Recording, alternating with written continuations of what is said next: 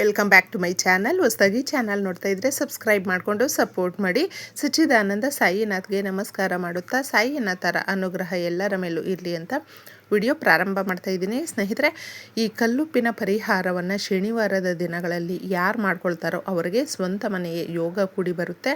ಸಾಲವನ್ನು ತೀರಿಸುವಂಥ ಯೋಗ ಅತಿ ಶೀಘ್ರದಲ್ಲೇ ಕೂಡಿ ಬರುವಂಥದ್ದು. ಏಕೆಂದರೆ ಈ ಎರಡೂ ಪರಿಹಾರಗಳನ್ನು ಯಾರು ಮುಖ್ಯವಾಗಿ, ಏಕೆಂದರೆ ಕಲ್ಲುಪ್ಪಿನ ಪರಿಹಾರ ಅನ್ನುವಂಥದ್ದು ಶನಿವಾರದ ದಿನ ಯಾರು ಮಾಡ್ಕೊಳ್ತಾರೋ ಅವರಿಗೆ ಅತಿ ಲಾಭವನ್ನು ತಂದುಕೊಡುತ್ತೆ, ಆದಾಯ ಜಾಸ್ತಿ ಆಗುತ್ತೆ, ಜೀವನದಲ್ಲಿ ತುಂಬ ಸಂತೋಷವಾಗಿ ಇರುವಂತೆ ನೋಡುತ್ತೆ. ಯಾಕಂದರೆ ಮನುಷ್ಯನಿಗೆ ದುಡ್ಡು ಅನ್ನುವಂಥದ್ದು ನಾವು ಯಾಕೆ ಈ ರೀತಿ ಲಿಂಕ್ ಮಾಡಿರ್ತೀವಿ, ಪ್ರತಿಯೊಂದಕ್ಕೂ ಹಣ ಯಾಕೆ ಇರಬೇಕು, ಅದು ಅಷ್ಟು ಇಂಪಾರ್ಟೆಂಟಾ ಅನ್ನುವಂಥದ್ದು ಕೂಡ ನಮಗೆ ಒಂದೊಂದು ಸಾರಿ ಪ್ರಶ್ನೆಯಾಗಿ ಕಾಡುತ್ತೆ. ಹೌದು, ಹಣ ಅನ್ನುವಂಥದ್ದು ಬಹಳ ಮುಖ್ಯವಾಗಿರುವಂಥದ್ದು. ಈಗಿನ ಕಾಲಮಾನದಲ್ಲಿ ನಾವು ಎಷ್ಟೇ ಪ್ರಾಕ್ಟಿಕಲ್ಲಾಗಿ ಥಿಂಕ್ ಮಾಡಬೇಕಾಗುತ್ತೆ. ಯಾಕಂದರೆ ಪ್ರತಿಯೊಂದನ್ನು ಕೂಡ ಸುಮ್ಮನೆ ಹಾಗೆ ನಾವು ಕೊಂಡ್ಕೊಂಡು ಬರೋದಕ್ಕಾಗೋದಿಲ್ಲ. ದುಡ್ಡನ್ನು ಖರ್ಚು ಮಾಡಲೇಬೇಕು, ಮಾಡಿಕೊಂಡಿದ್ದೆ ಅದು ಸಿಕ್ಕಾಪಟ್ಟೆ ನಾವು ಖರ್ಚುಗಳು ಮಾಡ್ಕೊಳ್ಬಾರ್ದು. ಯಾಕೆ ಉಳಿತಾಯ ಮಾಡೋದಕ್ಕೆ ನಮ್ಮ ಕೈಯಲ್ಲಿ ಆಗ್ತಾ ಇಲ್ಲ.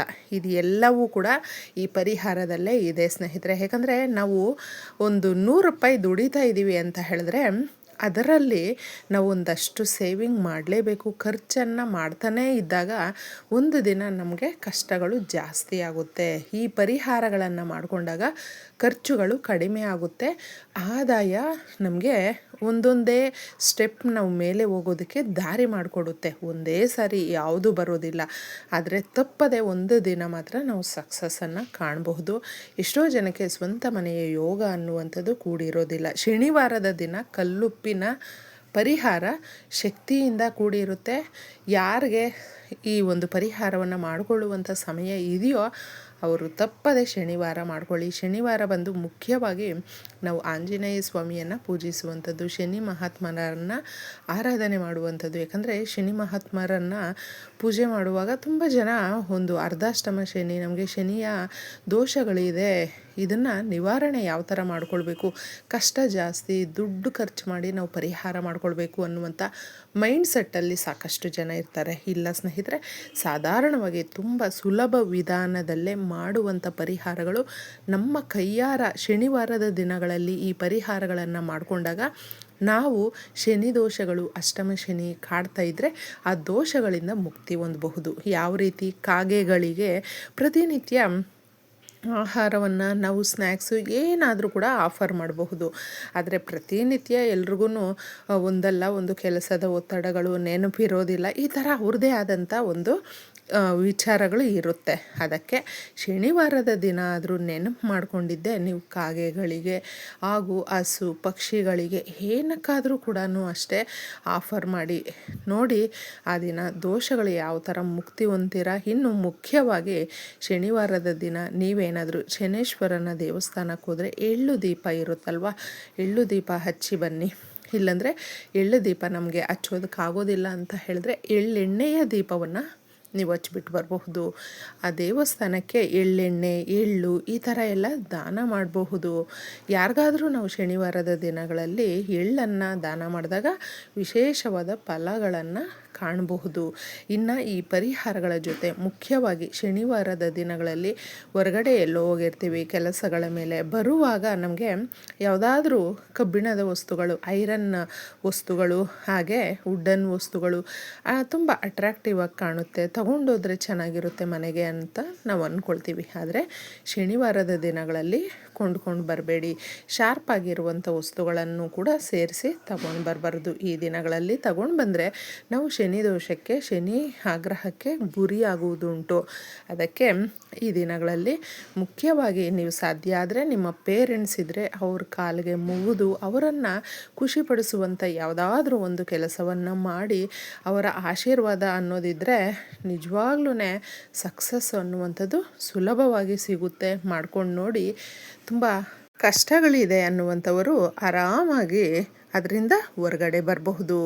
ಇನ್ನು ಈ ಪರಿಹಾರವನ್ನು ರಾತ್ರಿ 12ರ ಒಳಗಡೆ ಮಾಡಿಕೊಳ್ಳುವಂಥದ್ದು. ನಾವು ಬೇಗನೆ ಮಾಡಿಕೊಳ್ಬಹುದಾ ಅಂತ ಕೇಳ್ತೀರಾ.